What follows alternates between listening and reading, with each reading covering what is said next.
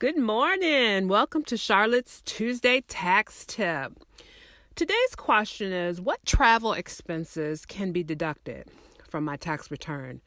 And I want to say this, anytime you're doing any travel for your business, you definitely can deduct those expenses. I mean, no matter if you're going to a conference, you're going to a training, a workshop, you're meeting with a client, you're being considered for a contract. Perhaps you're being interviewed on the radio or television or for a podcast. Or even, like I said, you're getting some kind of education or training.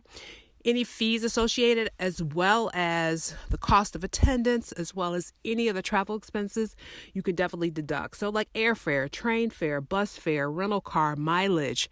You take public transportation, parking, any kind of parking, whether you're at a meter, whether you're in a parking lot, any type of ground transportation, boat or even ferry fees. Like I know when I go to Provincetown, you have to, when you get into Boston, you got to take a ferry over to Provincetown. So those fees are definitely deductible.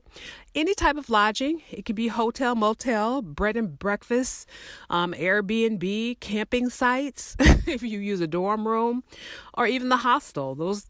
That is an expense, and so therefore you can deduct it.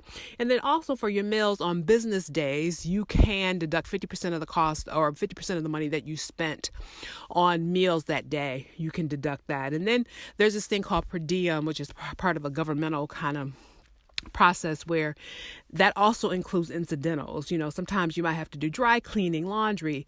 Sometimes it costs money to use a phone in a hotel or use a phone period, no matter where you are. Wi-Fi fees, and then also tipping. So those are the things that you definitely can deduct in terms of travel expenses. Thank you so much for tuning in, and I'll see you next week.